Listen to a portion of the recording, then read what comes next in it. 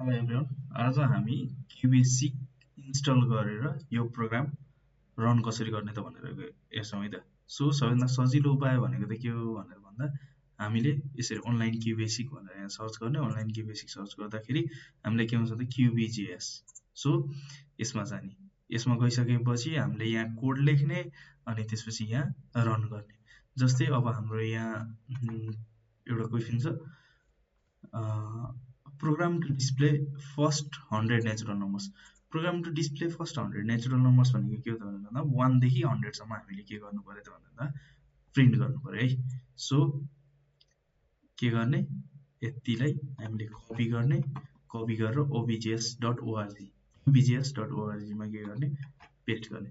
Paste गरिसकेपछि यसले के भन्छ त भन्दा रेम भनेको हाम्रो के हो, रेम भनेको हामी जे पनि लेख्न मिल्छ। यहाँ हामीले आफूले आफूलाई बताउने हो कि के गर्ने त भन्दा मैले 1 देखि 100 प्रिन्ट गर्छु।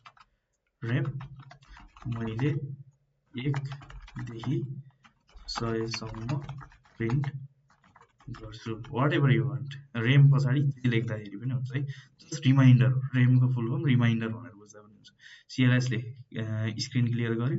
त्यसपछि फर आई 1 देखि आई इज इक्वल्स टु 1 ले इनिसियलाइज गरेर 100 सम्म पुग्ने, त्यसपछि प्रिन्ट के गर्ने, आई गर्ने भनेको एकचोटिमा आईको भेल्यु 1, आईको भेल्यु 2, आईको भेल्यु 3 गर्दै नेक्स्ट आई हुँदै त्यसपछि के हुन्छ त भन्दा हामी यहाँ गऱ्यौँ भने 1 देखि 100 सम्म प्रिन्ट भयो।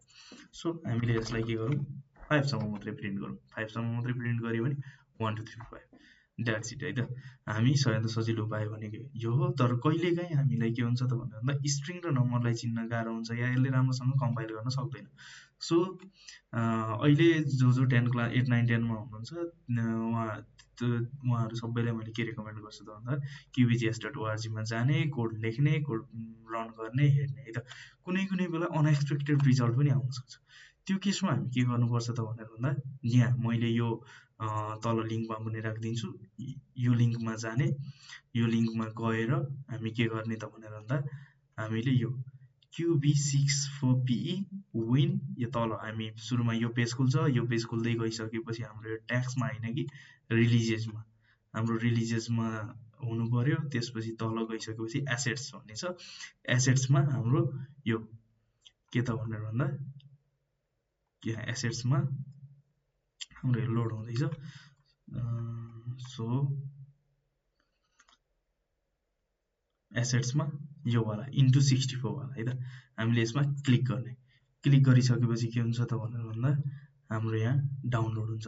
डाउनलोड भइसकेपछि मैले फाइल डाउनलोड गरेर राखिसकेको छु। डाउनलोड भइसकेपछि हामीलाई के आउँछ, यस्तो एउटा फोल्डर आउँछ है त। हामीलाई कम्प्रेस्ड फोल्डर आउँछ। त्यसलाई के गर्ने, अनजिप गर्ने, एक्सट्र्याक्ट अल गर्ने। एक्सट्र्याक्ट अल गरिसकेपछि के हुन्छ त भन्दा हाम्रो यहाँ यो फाइल यो फोल्डर चाहिँ अनजिप हुन्छ है त। Just wait until it's unzip. यो अनजिप भइसकेपछि just 60 seconds remaining. So QBasic हामीले पढ्दै यसरी रन गर्दै हेर्दै गर्नुपर्छ। त्यसभन्दा बेस्ट भनेको त यही नै हो। सबैभन्दा बेस्ट यही नै। कहिले कसो प्रब्लम आएको केसमा मात्रै, अनएक्सपेक्टेड रिजल्ट यो आउनु पर्थ्यो है भनेको केसमा मात्रै हामीले यसरी क्युबेसिक छुट्टै प्रोग्राम नै डाउनलोड गरेर हामीले गर्नुपर्छ है त। सो हामीलाई के आयो, हामीले त्यो अनजिप गरिसकेपछि हामीलाई यहाँ एउटा फोल्डर आउँछ। फोल्डरभित्र यो भयो। यसमा हामी के गर्ने त भन्दा यो qb64p.4pe छ नि, त्यसलाई के गर्ने, डबल क्लिक गर्ने। डबल क्लिक गरिसकेपछि मोर इन्फोमा जाने, रन इन्फो गरिदिने, केही फरक पर्दैन। सो यो रन भइसकेपछि के भयो, हाम्रो यस्तो क्युबेसिकको हाम्रो चाहिँ के खोले त भन्दा एउटा विन्डोज खोले क्युबेसिक रन गर्ने है। यसलाई क्यान्सल गरिदिउँ, डोन्ट सो दिस अगेन गरिदिउँ। त्यसपछि अब के गर्ने त भन्दा हामीले अगाडिको कोड जुन छ यो कोडलाई फेरि हामी के गर्ने, कपी गर्ने, कपी गरेर हामी यहाँ पेस्ट गरिदिने। पेस्ट गरिसकेपछि यहाँ छ हाम्रो रन भनेर, रन। अनि त्यसपछि के ओके गरिदिने। रन गरिसकेपछि हाम्रो के हुन्छ त भन्दा exe फाइल क्रिएट हुँदैछ। दिस मे टेक्स टाइम है, किनकि यो प्योर हाम्रो क्युबेसीको हाम्रो यसमा कहिले पनि हाम्रो डिफिट आउँदैन, कहिले पनि हाम्रो यसमा चाहिँ रङ रिजल्ट निकाल्दैन। सो यो फाइल क्रिएट हुन्छ, फाइल क्रिएट भइसकेपछि हाम्रो के हुन्छ त भन्दा हाम्रो रन हुन्छ। यो थोरै प्रोग्राम एक्जिक्युट हुनलाई टाइम लिइरहेको छ। You can skip this part as well है, यहाँ 2x मा हेर्दा हुन्छ। सो एकछिनहरूले चाहिँ रन हुनको लागि टाइम लिन्छ। अब रन भइसकेपछि कस्तो देखिन्छ है त। सो यत्रो टाइम लागेको छ भने 1 to 5 प्रिन्ट गरिहेर्दाखेरि हुन्छ त्यो चाँडो लगेर आयो नि त 1 देखि 100 सम्म है त। जबसम्म एक्सपेक्टेड रिजल्ट नै आइरहेछ त्यतिन्जेरी पढ्नको लागि हामीले यही के त भनेर भन्दा qubit.js.org है त।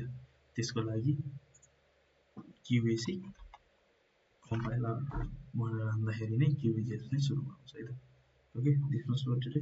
C you next video.